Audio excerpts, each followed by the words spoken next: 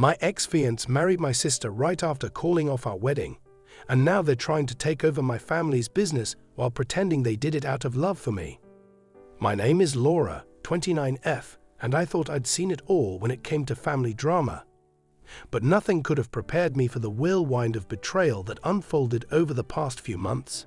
My ex-fiancé, Alex, 31M, and I had been planning our dream wedding for nearly a year. Everything was perfect. I'd found the dress, the venue, and even the perfect song for our first dance. My family was thrilled, especially my younger sister, Rachel, 27F, who seemed almost as excited as I was about the big day. Then, out of nowhere, Alex called off the wedding. It wasn't a discussion, it was a proclamation. He sat me down in our apartment, looked me dead in the eyes, and said he couldn't go through with it. I begged him to explain, to tell me what had changed, but he offered nothing more than vague excuses about not being ready and needing time to figure things out. I was devastated, humiliated, and left to pick up the pieces of my shattered plans. My friends and family tried to comfort me, assuring me that I dodged a bullet, that I deserved someone who wouldn't abandon me just weeks before we were supposed to say our vows. Rachel was by my side the entire time. She took me out for coffee, let me cry on her shoulder, and even offered to take a few days off work to spend time with me. I was grateful for her support, feeling closer to her than ever before. She was the last person I expected to stab me in the back. But that's exactly what she did. Barely 3 months after Alex had left me, Rachel announced, publicly as if it were the best news anyone could hear, that she and Alex were engaged. I was speechless. My stomach turned, and I felt as if the floor had been ripped out from under me. She acted like it was some grand love story, that fate had brought them together after he'd broken things off with me.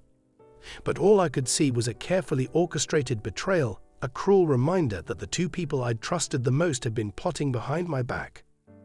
When I confronted them, Rachel put on a doe-eyed expression and tried to convince me it was all done out of love for me. She actually had the audacity to say that she was keeping Alex in the family for my sake, so I could still have a part in his life. As if that was supposed to soften the blow. Alex, for his part, barely met my gaze, mumbling something about how things just happened. They had no remorse, no shame, and in that moment, I realized I'd been played for a fool. My parents were shocked, but they urged me to be civil. They told me that Rachel was still my sister, and Alex was going to be part of our family now. Part of our family? It was absurd. I wanted nothing more than to cut them both out of my life and move on. But that's when they revealed their true intentions. It wasn't enough for them to steal my relationship. They wanted to take over my family's business as well. My family owns a small but thriving bakery that's been passed down through generations. I'd always been the one to help out, learning the recipes, managing the finances, and preparing to take over once my parents were ready to retire. It was my legacy, something I'd poured my heart and soul into. But now Rachel and Alex were sniffing around, dropping hints about expanding the business and taking it to the next level. They tried to disguise their greed as ambition, claiming they only wanted what was best for the family. Rachel even had the nerve to tell my parents that Alex's business skills would be a valuable asset, that they could help the bakery reach new heights. My parents were skeptical at first, but Rachel has always had a way of charming them. And Alex? He played the role of the supportive son-in-law, eager to contribute to the family he'd so casually broken apart. It was sickening. They proposed a new partnership where Alex would handle the business side while Rachel worked on expanding the brand. They painted a rosy picture of a modernized bakery, a chain of shops, even an online store. And all the while, they kept insisting that it was for me, that they were doing it so I could focus on my true passions without the burden of running the family business. As if I'd ever wanted anything more than to be part of that bakery, to carry on the legacy my grandparents had started. I wasn't stupid. I knew exactly what they were doing. They wanted to push me out, to make themselves the face of the family's legacy while I watched from the sidelines. But they underestimated me. I wasn't going to stand by and let them take everything I'd worked for. I wasn't about to let them waltz in and claim my birthright as their own. After Rachel and Alex announced their engagement, my life became a nightmare. It was one thing to steal my fiancé, But now they were actively working to take over the family business. I had always envisioned a future where I would run the bakery, preserve our family's recipes, and keep the spirit of our grandparents alive. But in a matter of months, they were making moves to erase me from the picture altogether. Rachel and Alex started coming to the bakery daily under the pretense of helping out. At first, my parents welcomed the extra hands, but it didn't take long before Rachel and Alex began to overstep. Rachel would criticize the decor, calling it outdated, and suggesting that we needed a modern makeover to attract younger customers. Alex, on the other hand, busied himself with the books, pretending to find ways to optimize our profits. He started hinting that I was mismanaging the finances, subtly planting seeds of doubt in my parents' minds. One evening, my mother pulled me aside. She looked concerned, almost apologetic, as she told me that Alex had found some discrepancies in the accounts. I felt my blood boil. Discrepancies.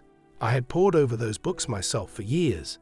There was no way I would have missed something like that. But Alex was clever. He'd fabricated fake documents, inflating costs, and creating the illusion of financial mismanagement on my part. And my parents, ever the peacemakers, started to question my abilities, wondering if maybe I was overwhelmed. I tried to defend myself, to show them the real numbers, but it was like talking to a wall. Rachel would chime in with sympathetic glances, whispering about how I must be under so much stress, how it was okay to need help, that Alex was only trying to lighten my load. It was infuriating. They were gaslighting me, making me question my own competence, my own role in the business I'd grown up with. And the worst part, my parents were buying it. Not long after, Alex and Rachel proposed a formal restructuring of the bakery. They wanted to make Alex a partner, giving him official control over the finances and operations. They presented it as a way to relieve me of my burden, to allow me to explore my interests while they took the bakery to the next level. I couldn't believe what I was hearing. This was my family's business, my legacy, and they were trying to push me out under the guise of doing me a favor. I protested, of course. I pointed out that Alex hadn't been around long enough to understand the ins and outs of our business, that he had no right to make decisions that would affect our family's livelihood. But they had my parents convinced. Rachel shed crocodile tears, insisting that she just wanted what was best for the family, that she and Alex were only thinking of our future. My father, who had always been a bit of a pushover when it came to Rachel, started to side with them, saying that perhaps it was time for me to take a step back and let someone else take the reins. Feeling cornered, I tried to find a way to expose their deceit. I knew that Alex had faked those financial discrepancies, that he was manipulating the books to make me look incompetent. But every time I confronted him, he was always one step ahead. He'd feign innocence, acting as if I was imagining things, gaslighting me until I started to doubt myself. He even hinted that maybe I was just jealous, that I couldn't handle the fact that Rachel had moved on with him. It was all a carefully constructed trap, and I felt myself sinking deeper into it. The worst part was how isolated I felt. My parents, who had always trusted me, now looked at me with suspicion. Rachel had wormed her way into their good graces, positioning herself as the dutiful daughter who only wanted to help. And Alex? He was the perfect son-in-law, charming and helpful, always willing to lend a hand. Together, they were dismantling my life piece by piece, and there was nothing I could do to stop it. Then, one evening, I overheard a conversation that shattered whatever hope I had left. I was staying late to clean up when I heard Rachel and Alex talking in the back room. They were laughing, joking about how easy it had been to fool my parents, how gullible they were to believe the lies Alex had fed them. Rachel was bragging about how she'd always known she could outshine me, how she'd always resented that I was the one set to inherit the bakery. Alex chimed in, sneering that it wouldn't be long before the business was officially under their control, that once the paperwork was signed, I'd be out of the picture for good. My heart pounded as I listened to them, their voices dripping with contempt. I felt a mix of rage and despair, the realization dawning on me that this wasn't just a betrayal, it was a coup. They weren't satisfied with stealing my fiancé. They wanted to take everything I had, everything I'd worked for. And they were doing it with smiles on their faces, laughing at the ruins of my life. I knew then that I couldn't sit back and let them destroy everything.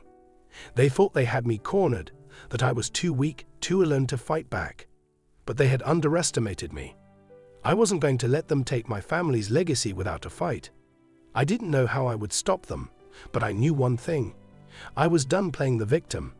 They wanted a war. I'd give them one. After that night, I couldn't shake the fury that burned inside me. I knew I had to be smart about this, that any wrong move could push my parents even further into Rachel and Alex's clutches. I was alone in this battle, but I refused to let them take away what was rightfully mine. I spent the next few days gathering my thoughts, coming up with a plan to expose them for the frauds they were. I started by digging into Alex's past. I'd never really known much about him beyond what he told us. He always seemed too polished, too good to be true, and I was determined to find something that would prove he wasn't who he claimed to be. After some digging, I discovered that Alex had a trail of shady business deals behind him. He'd been involved in 2 failed ventures, both of which had left his former partners in financial ruin. There were whispers of lawsuits, unpaid debts, and allegations of fraud, all of which he'd managed to cover up well enough to keep off the radar. I compiled every piece of information I could find, creating a dossier that painted a damning picture of Alex's past. But I knew it wasn't enough. My parents were blinded by their trust in him, convinced he was the key to modernizing the bakery. I needed something more concrete, something they couldn't ignore. That's when I had an idea. I would catch him in the act, show them firsthand how he was manipulating the business. One night, after everyone had left, I sneaked back into the bakery. I knew that Alex had a habit of working late sometimes, staying behind to balance the books. I hid in the back office, waiting for him to arrive. Sure enough, around midnight, he walked in, humming to himself as he unlocked the safe. I watched from the shadows as he began rifling through the accounts, pulling out receipts and making notes on his laptop. After a few minutes, I stepped out from my hiding spot, my phone camera aimed directly at him. "Caught you," I said, my voice steady but filled with anger. Alex looked up, a mixture of surprise and annoyance flashing across his face. "Claire," he said, regaining his composure. "What are you doing here?" "I could ask you the same thing," I replied, stepping closer. "I've seen what you're doing, Alex. You're altering the books, trying to make it look like I'm mishandling the business. And I'm pretty sure my parents would be interested to see the evidence I've collected." He laughed, shaking his head. "You really think they'll believe you? You've been acting erratic for weeks, Claire. I'd be careful if I were you. Wouldn't want anyone to think you're unstable." My stomach twisted at his words. I knew exactly what he was trying to do. Gaslight me, make me doubt myself, paint me as the problem. But I wasn't going to fall for it. "I have enough to expose you," I said, my voice firm. "So either you come clean to my parents, or I'll make sure everyone knows what you're really up to." For a moment, he just stared at me, the mask slipping as a hint of anger flashed in his eyes. But then a smirk crept onto his face. "Go ahead, tell them," he said. "But you're forgetting one thing. I have Rachel, and she's already convinced them you're jealous and bitter. They'll never believe you over their precious new son-in-law." I felt a surge of rage, but I forced myself to stay calm. I realized then that Alex wasn't just manipulating my parents. He was counting on Rachel to back him up, to paint me as the villain. If I wanted to take them down, I'd need to be smarter, to hit them where they least expected it.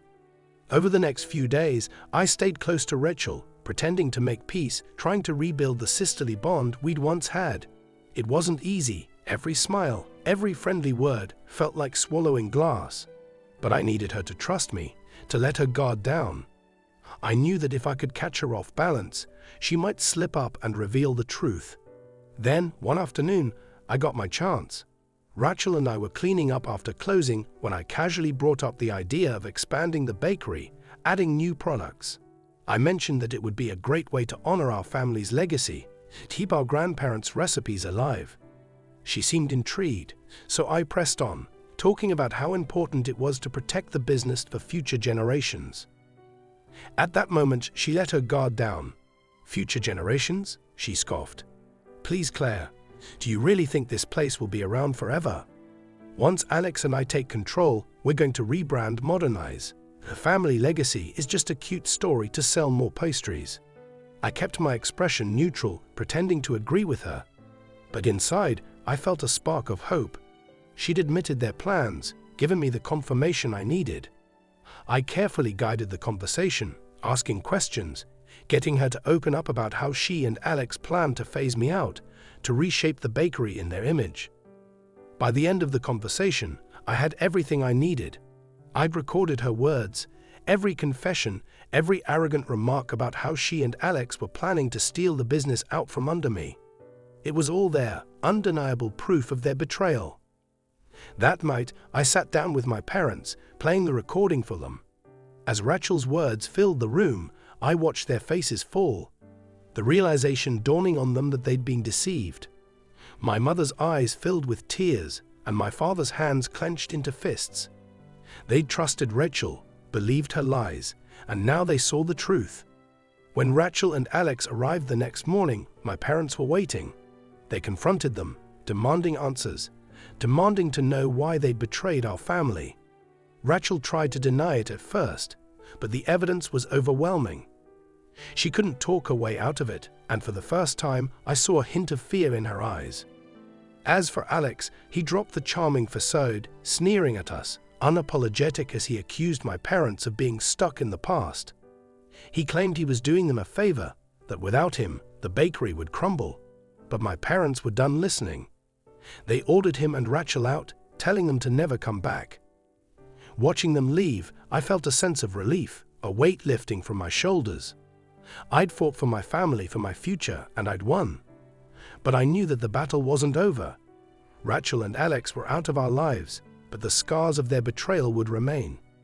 I had my family back, my parents' trust restored, and as I looked around the bakery, I felt a renewed sense of purpose.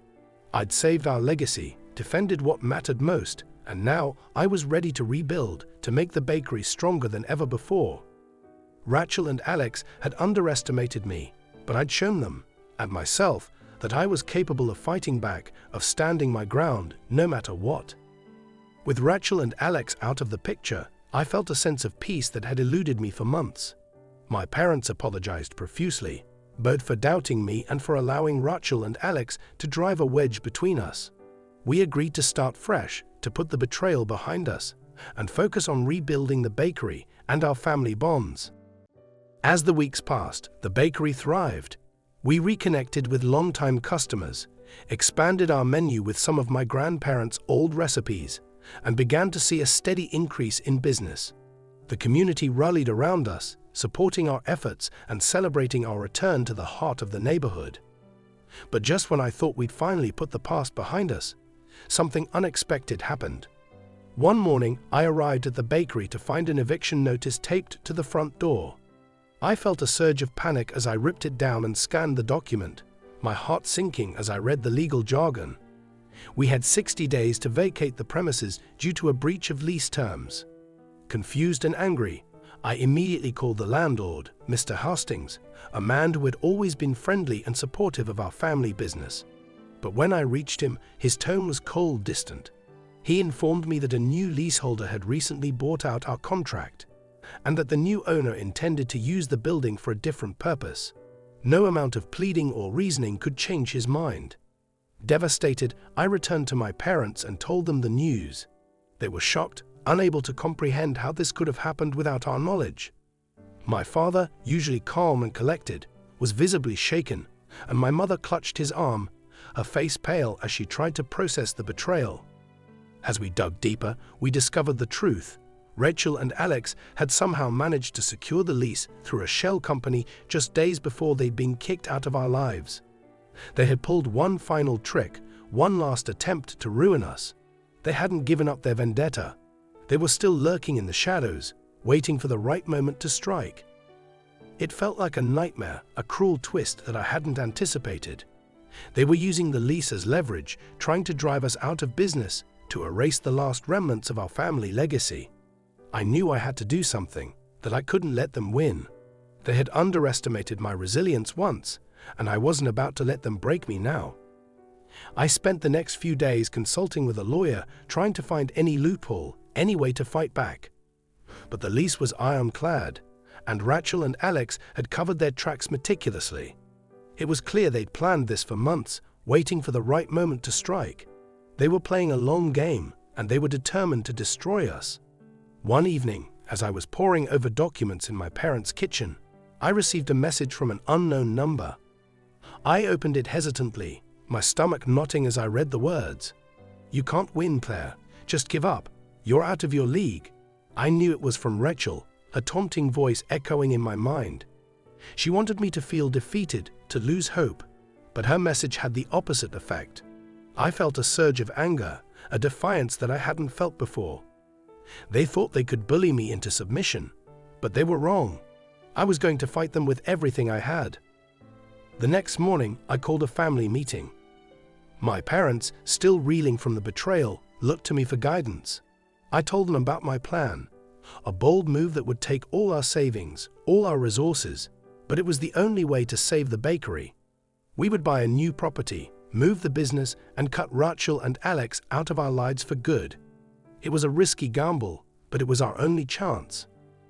My parents hesitated, worried about the financial strain, but they trusted me. Together, we pooled our resources, found a small storefront a few blocks away, and began the process of relocating the bakery. It was a daunting task, but the community rallied behind us, offering help with the move, donations, and words of encouragement. I was overwhelmed by the outpouring of support, reminded that we weren't alone in this fight. As we prepared to reopen in our new location, I heard rumors that Rachel and Alex were planning to start their own bakery, using our family recipes and branding themselves as the rightful heirs to our legacy. It was infuriating, the lengths they were willing to go to ruin us. But I knew that no amount of money or stolen recipes could replicate what we had. Our connection to the community, the authenticity that Rachel and Alex could never fake. On opening day, the new bakery was packed. Friends, family, and loyal customers filled the space, celebrating our resilience, our determination to survive. The air was filled with the familiar smell of freshly baked bread, pastries, and laughter. My parents beamed with pride, and for the first time in months, I felt a sense of peace, a sense of hope for the future. But just as we were about to cut the ribbon, Rachel and Alex appeared, standing outside, watching with cold, calculating expressions. They hadn't given up. They were still watching, still plotting. I locked eyes with Rachel, a silent challenge passing between us. She smirked, as if to say, "This isn't over." I knew that they wouldn't stop, that they'd continue to find ways to undermine us, to tear us down. But I was ready. I'd rebuilt once, and I could do it again if I had to. I had my family by my side, my community behind me, and the strength to face whatever came next. As I cut the ribbon and welcomed our first customers, I felt a renewed sense of purpose. Rachel and Alex might have tried to destroy me, but they had only made me stronger. They had underestimated my resilience, my ability to rise above their schemes. I had fought for my family, for our legacy, and I wasn't about to back down now. No matter what they threw at me, I knew I could face it. This was my home, my family's legacy, and I was ready to defend it with everything I had. Rachel and Alex were just shadows in the past, ghosts that I could cast aside as I moved forward. They might never stop trying to bring me down, but I had already won the most important battle, my fight for my family, my identity, and my future. With our new bakery thriving, I thought I had finally outmaneuvered Rachel and Alex. But deep down, I knew they weren't finished. They were too bitter, too obsessed with ruining me to let it end here. I stayed vigilant, watching for signs of their next move, knowing it was only a matter of time before they struck again. One evening, as I was locking up the bakery, a car pulled up outside. Rachel stepped out, her eyes flashing with anger, followed by Alex, who looked as smug as ever. I stood my ground as they approached, determined not to let them intimidate me.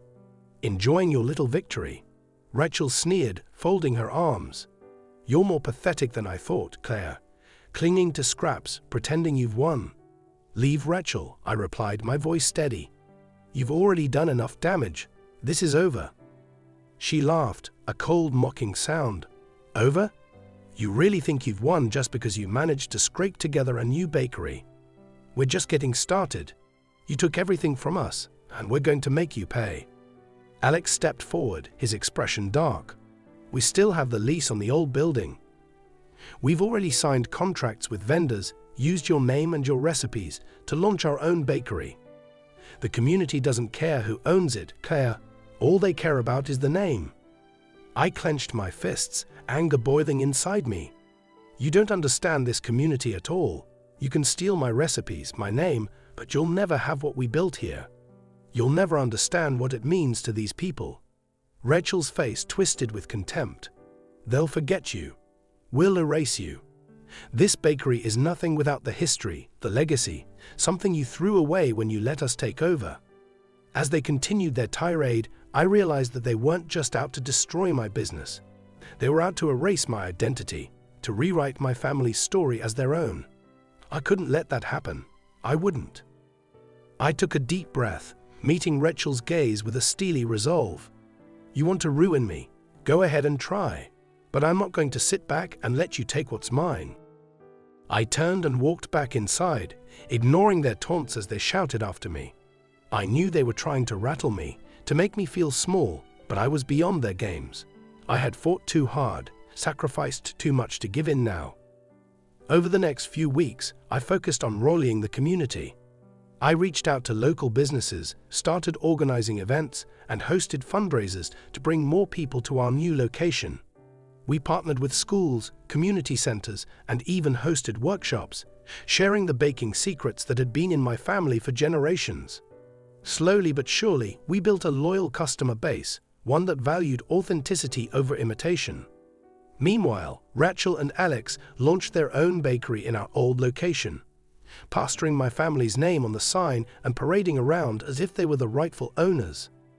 At first, people were curious, drawn in by the familiar branding and the promise of a nostalgic experience, but it didn't take long for the cracks to show. Rachel and Alex didn't understand the importance of quality of tradition.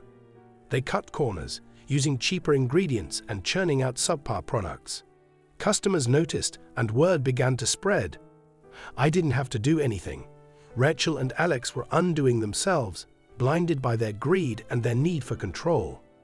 One afternoon, a local journalist visited our bakery, intrigued by the rivalry between us and the imposters in our old location. She interviewed me, asking about the history of the bakery, the recipes, and my family's legacy. I spoke openly, sharing the story of how Rachel and Alex had tried to take everything from me, how they had manipulated my family, and how I had fought to rebuild. The article went viral, spreading through social media and catching the attention of news outlets. People were outraged at the lengths Rachel and Alex had gone to in their quest for power.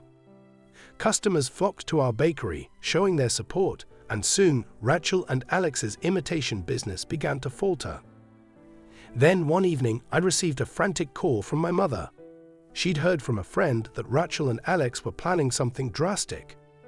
Rumors were swirling that they intended to burn down our new bakery, to destroy everything we had worked so hard to build. My heart raced as I processed the news, fear and anger battling within me. I immediately contacted the police, alerting them to the threat. I spent that night at the bakery, waiting in the darkness, my phone in hand, ready to protect what was ours. Hours passed, and as dawn approached, I thought they might have given up. But just as the first light crept over the horizon, I heard a car pull up outside. Peering through the window, I saw Rachel and Alex step out, carrying what looked like gasoline cans. They moved quickly, unaware that I was watching, ready to destroy what they couldn't have. I dialed the police, whispering into the phone as I described what was happening. Within minutes, sirens filled the air, and Rachel and Alex froze, their eyes wide with shock. The police arrived, arresting them on the spot, charging them with attempted arson. As they were led away in handcuffs, Rachel turned to me, her face twisted with rage. "You think you've won? This isn't over, Claire. You'll never be rid of us." I met her gaze, unflinching. "Maybe, but I won't stop fighting. You'll never take away what we've built, no matter how hard you try."